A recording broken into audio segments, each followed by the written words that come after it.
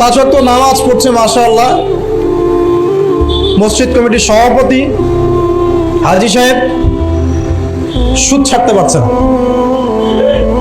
অদ্ভুত যোগ। দেখবেন যে মাশাআল্লাহ বাবা তাহাজ্জুদ গোজার, বাবা প্রত্যেক রাতে তাহাজ্জুদের নামাজ পড়ে মাশাআল্লাহ। মাও দেখবেন যে বোরখা পরে বাইরে বের হচ্ছে, মেয়ের গায়ে পর্দার বালাই নাই। অদ্ভুত যোগ। মানে মা আর মেয়ে বাইরে বের হয়েছে, মা মাশাআল্লাহ খাস পর্দা, যদিও তার দিকে কেউ তাকায় না, আর মেয়ের গায়ে পর্দার কোনো বালাই নাই।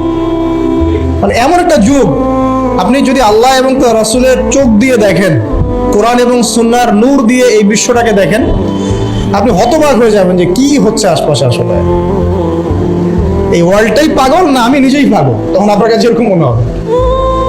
এখন মনে হয় আমরা নিজেরাই মনে হয় পাগল, ওরাই মনে হয় সুস্থ। যতক্ষণ বাইরের পরিবেশটাও ইসলামের আদলে গড়ে উঠবে না, ততক্ষণ পর্যন্ত আমাদের ব্যক্তিগত জীবনের ইবাদত, পারিবারিক জীবনের ইবাদতগুলো দীর্ঘ সময় পর্যন্ত সাস্টেইন করতে পারবে না।